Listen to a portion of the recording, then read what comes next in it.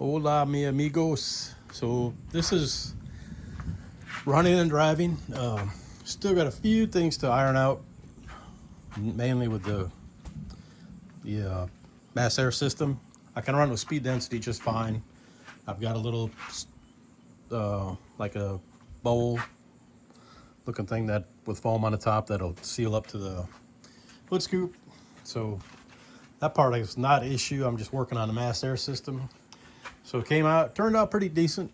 You know, it's not 100% perfect, but maybe my OCD is just a little particular. But Herbie did a good job on the paint. Some of the stuff that I've got issues with is where what I did, like I painted under hood, and there's like a couple spots where the paint didn't stick because I didn't clean it and get sanded right. But so I've just got some stuff like this where the primer came through onto what was already painted. I'm going to tighten that up. And like I said, I'm working on a mass air, so I'm going to check that wiring for the... it runs fine. It's just rich, and it's not trying to correct it, so I don't know why. I got to figure out why that is. The dash cover, this is an actual cover, a cap. It's not the pad. I got rid of... This was actually on the car when I got it. So I left the pad off, got rid of it, and I was thinking of a way to mount the cover without having it rattling and moving around and stuff, and the simplest way is the best. So that's what I came up with. I was thinking of all kinds of tabs and stuff that would be hidden where I wouldn't be able to see it, and I just like, oh, that's a lot of work for this. So but everything's in here is pretty much the way it's going to be.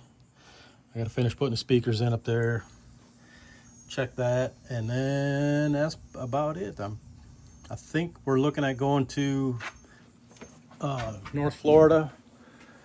What's today, 7th? So it'll be like the 21st if they're gonna have it. I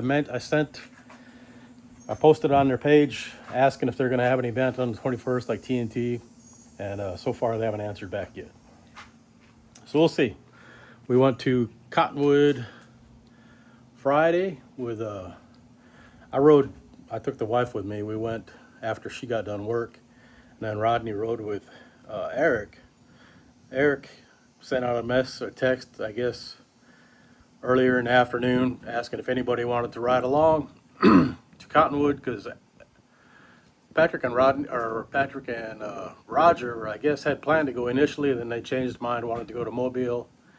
Eric didn't want to go to Mobile, and so he decided to go back to Cottonwood, and asked if anybody wanted to go along, and I said, well, I'll go. I'll just wait for the wife, and she can go along with, because just so we can just hang out together. So we did. It was decent.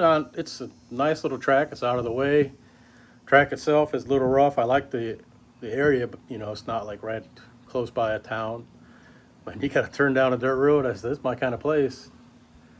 But the advantage that I saw with Atmore, even though like I'm in the middle of all three, is Atmore is like right off main roads, where the one at Cottonwood, you got to go back on some secondary roads for quite a ways.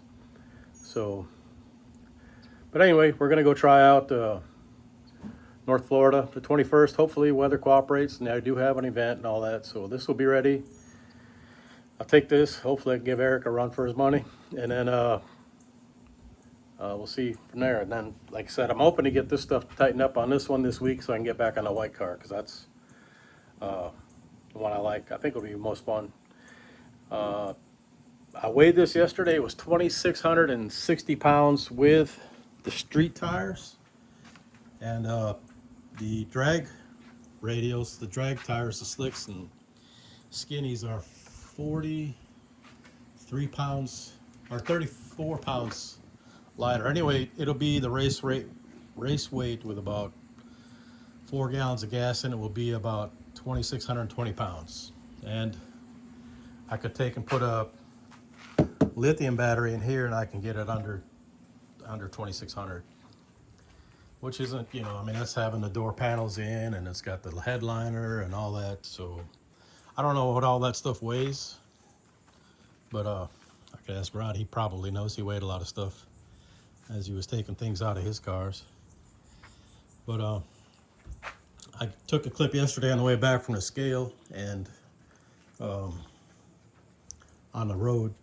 So you can see it's driving good. It's got a little shimmy about 70. I got to figure that out. I had it aligned, and but the tires, I'm not sure if they're balanced good or not. So anyway, I'll get everything closed up on here so you can see how it looks. I probably can't close the hood with one hand because you gotta, oops.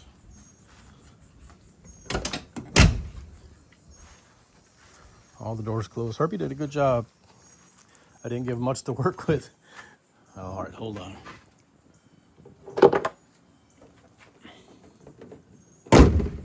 Herbie also put these guys in, which they work pretty good. The reason I wanted these is because this is a pretty cheesy hood. I traded Herbie a pair of valve covers for it. The stock Mustang valve covers, and it's really sketchy. It's really thin, and I just did not trust the stock latch without them. I wanted hood pins. So anyway, like I said, it turned out pretty good. He did the little graphics here. Initially, I was gonna put this up here on the front like the GTs were. You know, had the factory 85, 86s had that factory thing here, and then after we got to texting back and forth about it, that's what we come up with. I think it works out pretty good. For Florida Highway Patrol LX is what that means if you didn't know. And like I said, I went to weigh it yesterday. I went to the scale, and as I was pulling in, somebody else was pulling out, and you're not supposed to be there. I even got a sign, no POVs allowed. So I was trying to go in, get in and out quick, and in my haste, I didn't push the button to record the video, but it was 2660, just the way it is with me in it. And I'm 245, 250, depending on the day, because it fluctuates a lot. So I'm gonna try to get that down a little bit too. But anyway, this is how it is. We're kind of getting towards the end of the tunnel on this one, and then we can get focused on the white one. All right, I appreciate y'all. Later. All right, so I just left the scales and I stopped to fill up. I guesstimated I had half a tank of gas left, but it took 10 gallons to fill it up, so it wasn't quite 10 gallons. So yeah, so it runs, drives decent. I gotta work on the tune some more because it's, as you can see by the wide band, it's a little rich. And the front tires, I think, need to be rebalanced because it's got a shimmy in it. Gas gauge don't work. That's why I didn't know how much gas I had for sure. The sensor in the tank, the meter works fine, but so it's probably the slush module in the dash that's been low on the priority list. We'll get back at it. Pretty happy with the weight. All right, so the driving video was a little bit abruptly cut off. So I figured I'd show you, this is the speed density, and that raggedy piece of foam seal up to the hood. But I forgot to mention earlier, this thing been fighting me a little bit getting it going. So I use these valve covers on the 11R 190 heads, and it turns out the valve cover bolt hole in the head is only a 1/2 inch deep. So when I put the valve covers on, I tightened them down, of course the bolt stopped. You figure it's tight. Well, it wasn't. So before, when I tried to run it with speed density, it turns out it was sucking air through the valve cover gasket, and that made it run like ass. And then once I got it going with the mass air, and then I found it was leaking oil, and I was like, man, where's the leaking oil? Because I kind of pride myself on my stuff not leaking, you know. So I was a little frustrated. So I finally tracked it down that it was, in fact, the bolts are too short. So instead of like buying valve cover studs, which would be the easiest route, or putting washers on there, I cut the bolts off, shortened them so I could still use the factory wire looms, because that's just how I roll. That's one of my peeves. And so that's just a heads up for anybody going to use stock valve cover bolts with aftermarket valve covers on 11R heads.